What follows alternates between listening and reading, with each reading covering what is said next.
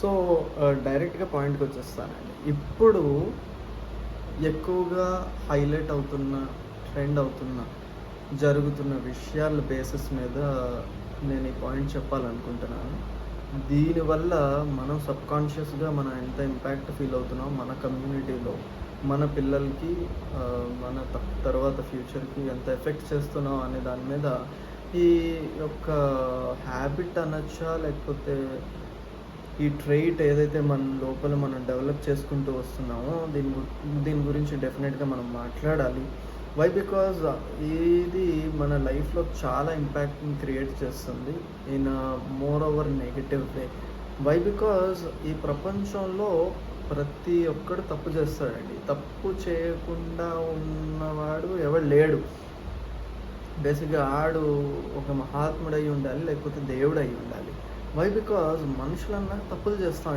It's a definite trait of doing good, doing bad, doing evil, doing great. ఇవన్నీ ఒక definite trait. It depends upon తను ఇప్పుడు ఏ దారిలో ఉన్నాడు, ఏం చూస్తున్నాడు, ఏం నేర్చుకుంటున్నాడు అనే దాన్ని బట్టి డిపెండ్ అవుతుంది. తను ఎలాంటి ట్రైట్స్ని ఎక్స్పోజ్ చేస్తున్నాడు, తను సొంతంగా ఎలాంటి ట్రైట్స్ని develop. Trait is nothing but a character. ఎలాంటి ట్రైట్ని తను డెవలప్ చేసుకుంటున్నాడు తన లోపల, అండ్ అదే ఎక్స్పోజ్ చేస్తాడు డెఫినెట్గా. ఎందుకంటే వాళ్ళ పేరెంట్స్ ఏం నేర్పిస్తే తను అదే డెవలప్ చేసుకుంటాడు. ఏం చూస్తాడో అదే నేర్చుకుంటాడు, అదే ఇంప్లాంట్ అవుతుంది డెఫినెట్గా సబ్కాన్షియస్ మైండ్లో అండ్ హ్యాబిట్స్లో కూడా అదే ప్రిపేర్ అవుతుంది. ఫర్ చిన్న ఎగ్జాంపుల్ నేను చెప్తాను. ఒక సన్ ఉన్నాడు, ఒక డాడ్ అండ్ మామ్. సో వాళ్ళ ఇంట్లో వాళ్ళ ఫాదర్ చాలా పనుల్లో వాళ్ళ మదర్ని హెల్ప్ చేస్తారు. ఒక ఫ్యామిలీలో ఒక మదర్, ఫాదర్, ఒక కొడుకు ఉన్నాడు. చాలా హెల్ప్ చేస్తూ ఉంటారు వాళ్ళ ఫాదర్. ప్రతి దాంట్లో హౌస్ హోల్డ్ వర్క్స్లో, బయట వర్క్స్లో కూడా, బయట నుంచి ఏమైనా వస్తువులు తేవాలన్నా ఇంట్లో కూడా వాళ్ళ వైఫ్ని హెల్ప్ చేస్తూ ఉండడం, ఇంట్లో పనులు, కుకింగ్లో కూడా, క్లీనింగ్లో కూడా వర్క్ చేస్తుంటారు. సో చిన్నప్పటి నుంచి ఏదైతే చూస్తాడో ఇదే నేర్చుకొని, ఓకే అచ్చా నేను కూడా ఇది చేయాలి, ఓకే ఇది చేయడం అనేది పెద్ద పనేం కాదు, it is a good habit of helping mom అని చెప్పేసి తను అది ఆటోమేటిక్గా డెవలప్ చేసుకుంటాడు. పెద్ద పనిగా కూడా పెద్దగా ఫీల్ అవ్వడు. Why? Because is doing from his heart. ఎందుకంటే తను అదే నేర్చుకున్నాడు. ద సెకండ్ ఫ్యామిలీ, ఒక ఫాదర్, మదర్ అండ్ సన్ ఉన్నారు. ఫాదర్ ఎప్పుడు ఇంట్లో పనుల్లో ఎప్పుడు ఇన్వాల్వ్ అవ్వరు. బయట పనులు ఎక్కువ ఉండడం వల్ల, బిజీ అవ్వడం వల్ల, లేకపోతే అతనికి ఆ యాక్టివిటీసే కొంతమందికి కొన్ని యాక్టివిటీస్ అలాగా ఇంప్లిమెంట్ అయిపోతాయి అండ్ ఇంప్లాంట్ అయిపోతాయి వాళ్ళ జనరేషన్స్ నుంచి, వాళ్ళ ఫోర్ ఫాదర్స్, గ్రాండ్ ఫాదర్స్ నుంచి అదే జరుగుతూ ఉండడం వల్ల ఏదైతే చూస్తారో అదే వస్తూ ఉంటుంది. సో ఇంట్లో హెల్ప్ చేయకపోవడం వల్ల వాళ్ళ కొడుకు కూడా, ఓకే అచ్చా నేను ఇంట్లో పని ఏం చేయవసరం లేదు, క్లీనింగ్లో కానీ, హౌస్ హోల్డ్ పనుల్లో కానీ నేను హెల్ప్ చేయాల్సిన అవసరం లేదు, so it's okay not to help అనేది తను డెవలప్ చేసుకుంటాడు ఆబ్వియస్గా. ఎందుకంటే తన ఫాదర్ నుంచి ఏదైతే చూశాడో యాజ్ అ సన్ తను అదే నేర్చుకుంటాడు. అది తన తప్పేం కాదు. బట్ హియర్ ఆల్సో తన గుడ్ నేచర్ ఏదైతే నేర్చుకున్నాడో తనకి అదే వస్తుంది. As a basic thing what I want to mention is good or bad is definitely developed or implemented from whatever he has seen or observed or nurtured or been like parented. పెరిగే ప్రదేశం, చదువుతున్నాడు, school యొక్క environment, work చేస్తున్నాడు, working environment, ఈ యొక్క environment యొక్క ప్రభావం డెఫినెట్గా ఉంటుంది. ఒక నలుగురు ఫ్రెండ్స్ ఉన్నారు, ముగ్గురు ఫ్రెండ్స్ తాగుతున్నారు అనుకోండి, నాలుగో వాడికి కూడా తాగాలనిపిస్తుంది.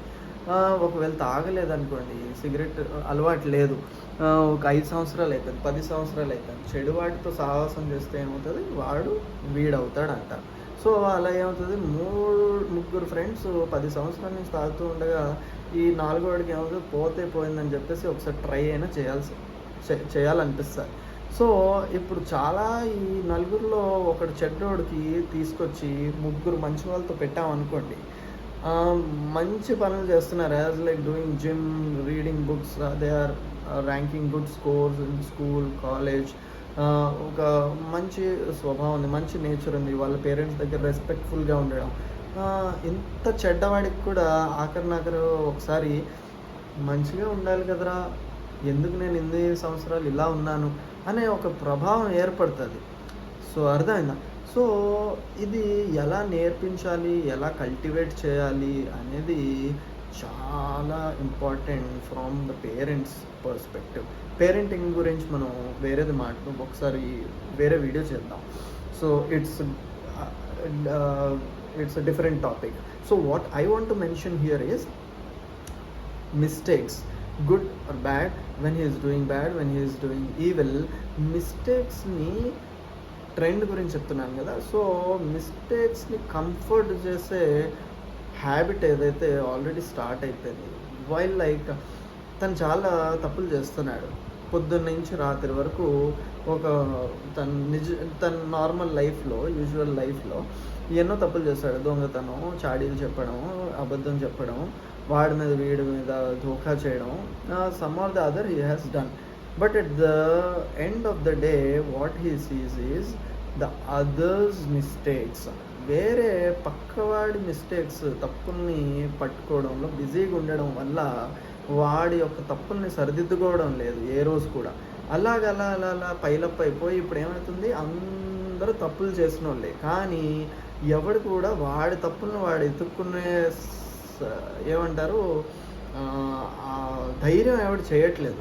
సొంత తప్పులు ఎత్తుక్కోవాల్సి వస్తే మళ్ళీ ఎక్కడ కరెక్ట్ చేసుకోవాలి, నా హ్యాబిట్స్ని మార్చుకోవాల్సి వస్తుంది అని చెప్పేసి the most easiest way of getting over your mistakes is pointing out to someone else. తను ఇలా చేస్తున్నాడు, తను తప్పు చేస్తున్నాడు, తను చాడీలు చెప్తున్నాడు, తను తప్పుగా మాట్లాడుతున్నాడు, తను సక్సెస్ అవ్వలేదు, తను ఫెయిల్యూర్ అయిపోయాడు, బాగా చదవట్లేదు, బాగా వర్క్ చేయట్లేదు, నేను బాగా వర్క్ చేస్తున్నాను కదా అనేది some or the other way. వేరే ఒక ఆస్పెక్ట్లో తను తప్పు అవ్వచ్చు, వేరే ఆస్పెక్ట్లో సొంతంగా తిను కూడా తప్పు అవ్వచ్చు. But he will not confront his mistake. అంటే తన తప్పును ఒప్పుకోకుండా పక్కవాడి తప్పుని చెప్పుకొని ఎగ్జాజరేట్ చేసి, ఎక్స్పోజ్ చేసి తన తప్పుని లోపల దాచుకుంటున్నాడు. అవునా కదా? యాజ్ లైక్ చిన్న ఎగ్జాంపుల్ చెప్తాను మీకు. చిన్న పిల్లవాడు ఎగ్జామ్ రాసి ఇంటికి వచ్చాడు. తర్వాత రిజల్ట్స్ వచ్చాక తెలిసింది తను ఫెయిల్ అయ్యాడని. అప్పుడు ఆ అబ్బాయి చెప్తాడంట ఇంట్లో, నేను ఫెయిల్ అయ్యాను అమ్మ, కానీ నాతో పాటు 3 ఫ్రెండ్స్ కూడా ఫెయిల్ అయ్యారు అంటాడు. దాని అర్థం ఏంటి? నేను ఫెయిల్ అవ్వడం తప్పు కాదు, నాతో పాటు మిగతా 3 కూడా ఫెయిల్ అయ్యారు, అది పెద్ద తప్పు కాదులే అని చెప్పేసి తను ఎక్స్పోజ్ చేస్తున్నాడు అలాగా. లేకపోతే పేపర్ చాలా టఫ్ వచ్చింది అనే కొంతమంది రీజన్స్ చెప్తారు. లేకపోతే టీచర్ బాగా స్ట్రిక్ట్గా కరెక్ట్ చేశారు అని చెప్పేసి, నిజంగానే పేపర్ టఫ్ రావడం తప్పు కాదు, స్ట్రిక్ట్గా కరెక్ట్ చేయడం తప్పు కాదు. కానీ అది తప్పు కింద వీళ్ళు ఎక్స్పోజ్ చేసి చెప్పడం ఏదైతే ఉందో, ఎందుకంటే తను ఫెయిల్ అయిపోయాడన్న బాధని, ఫెయిల్ అయిపోయాడన్న తప్పుని తను దాచుకోవడానికి ఎలాగైతే ఎక్స్ప్రెస్ చేస్తున్నాడో, ఇలాగే ఈరోజు చాలామంది యూట్యూబ్లో కానీ, సోషల్ మీడియా ప్లాట్ఫామ్లో కానీ, నిజ జీవితంలో కూడా తన తప్పుని సరిదిద్దుకోవడానికి, దాచుకోవడానికి వేరే వాళ్ళ తప్పుని ఎదురు చూపించే ప్రయత్నం చేస్తున్నారు, దాడి చేస్తున్నారు. ప్రతి ఒక్కడి మీద ఒక నింద మోపడానికైనా, ప్రతి ఒక్కడు ఒక తప్పు, ప్రతి ఒక్కడు వాడికన్నా ఒక మెట్టు చిన్న అని చూసే ప్రయత్నం ఏదైతే జరుగుతుందో, తనకు తాను కోల్పోతూ ఒకరోజు తనకు తను రియలైజ్ అయితే మాత్రం, నేనేంటి ఇలాంటి సిచ్యువేషన్కి దిగజారిపోయానా అని చెప్పేసి ఒకరోజు రియలైజ్ అవుతాడు. కానీ అది చాలా ఆలస్యం అయిపోతుంది, చాలా అప్పటికి లేట్ అయిపోతుంది. బట్ అది అన్నిటికన్నా ఇంకా పెద్ద తప్పు. ఎందుకంటే తనకి తాను మోసం చేసుకుంటున్న వ్యక్తి అవుతాడు. తన తప్పుల్ని ఒప్పుకోకపోవడం వల్ల తనకి తాను నింద మోపుకోకపోవడం కాకుండా తనకి తాను మోసం చేసుకుంటూ ఎన్ని రోజులని మోసం చేసుకుంటే ఒకానొక టైంకి నా జీవితంలో అన్నీ తప్పులే మిగిలాయి కదా! వేరే వాడికి గురించి చెప్తూ నా జీవితం యొక్క విలువ పోగొట్టుకున్నాననే బాధ తప్ప ఇంకేది మిగలదు. సో, అలా చేయడం అనేది చాలా తప్పండి.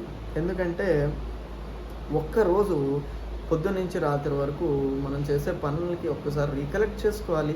ఒకసారి చెప్పుకోవాలి. ఒకసారి ఆలోచించుకోవాలి. ఏం చేస్తున్నాం? ఎందుకు చేస్తున్నాం? దీని వెనకాతల ఉన్న మోటో ఏంటి? నా విజన్ ఏంటి? ఎందుకు ఇలా చేశాను? వేరే వ్యక్తి మీద చెప్పే ముందు సింపుల్‌గా చెప్తాం కదా! ఒక పాయింట్, ఒక ఫింగర్ చూపిస్తే 4 ఫింగర్స్ ఏం చూపిస్తే మనకే పాయింట్ ఔట్ చేస్తాయి. సో, ఈ యొక్క చిన్న లాజిక్‌ని మనం ఎలా మిస్ అవుతున్నాం? ఈ యొక్క పాయింట్‌ని తిప్పి చూపించుకోవాలి మనమే. అండ్ ఫస్ట్ మనకు చూపించిన తర్వాత ఒకవేళ సొంతంగా ఎవడి తప్పు వాడు సరిదిద్దుకుంటే ఒక 100% కాదు కదా, 1000% అసలు తప్పు చేసిన వాళ్ళు మిగలరింక. ప్రతి ఒక్కడు ఇంకోడి మీద దాడి చేస్తూ, ఇంకోడి తప్పుల్ని వెతుకుతూ అందరూ లాస్ట్‌లో అందరూ కల్తీయే దొరికారంట. ఏమైంది? 4 దుకాణాలు కట్టారు. పాల దుకాణాలు. వీడి దగ్గరికి స్క్రూటినైజర్ వచ్చి చెక్ చేస్తే ఏమన్నాడంటే, లేదు సార్ నేను బాగానే ఉన్నాను. మా పక్కనోడే నాకన్నా కల్తీ చేస్తున్నాడు అని చెప్పేసి, నేను ఒక గ్లాసే నీళ్ళు పోస్తే నా పాల్లో వీడు 2 గ్లాసులు పోస్తున్నాడు అన్నాడంట పక్కవాడు. వాడన్నాడంటే నా పక్కవాడు 3 గ్లాసులు పోస్తున్నాడు సార్ అన్నాడు. పక్కవాడు నా పాలలో 3 గ్లాసులే పోస్తున్నాను సార్, కానీ ఆడు పక్కవాడు 5 గ్లాసులు పోస్తున్నాడు సార్, వాడు ఇంకా కల్తీ నాకన్నా అన్నాడు. కానీ తిరగా చూస్తే ఏమవుతుంది, వాళ్ళ నలుగురు కూడా ఏదో విధంగా కల్తీ చేసిన వాళ్ళే దొరికారు. వాళ్ళ నలుగురికి ఒక దగ్గర నించోబెడితే మాత్రం వాళ్ళకి అర్థం కాదు నలుగురు తప్పు చేసిన వాళ్ళే అని చెప్పేసి.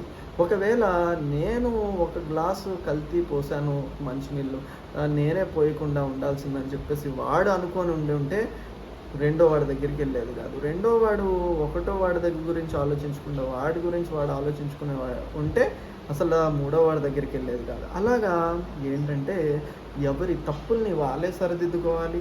ఎవరి ఒప్పుల్ని మనం కుదిరితే ఇంకా మెచ్చాలి.